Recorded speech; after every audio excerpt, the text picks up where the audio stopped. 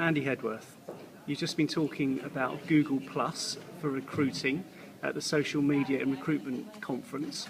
You spent 45 minutes talking through Google Plus. So my first question is, why Google Plus and why now?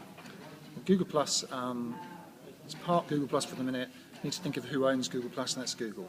So you have the biggest search engine in the world by a long way. It owns the second biggest search engine, which is YouTube, which many people don't seem to know. It also owns the second biggest social network. So if you put all three sections together, from an SEO point of view, from a brand point of view, from a natural search point of view, there's only going to be one winner, and that's Google. So from a point of view of making sure that if you have a Google Plus page and a Google Plus profile, that it has significant amounts of data, some content about you, or your anchor text, hyperlinks back to sites, websites.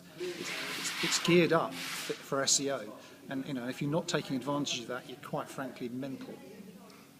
So, for those that are in the audience today, you made a good pitch for using Google Plus. Yeah. So if you go away, I don't work for Google Plus.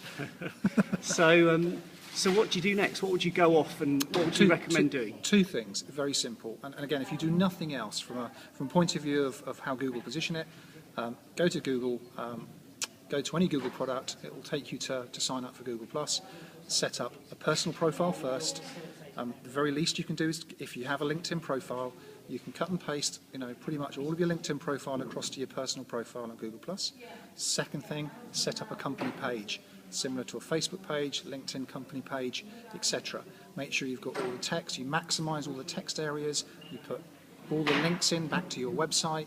Put your social profiles in, your phone numbers, your emails, and all the keywords that you want to be found for within a Google search. Great. Andy Hedworth, thank you very much. No problem.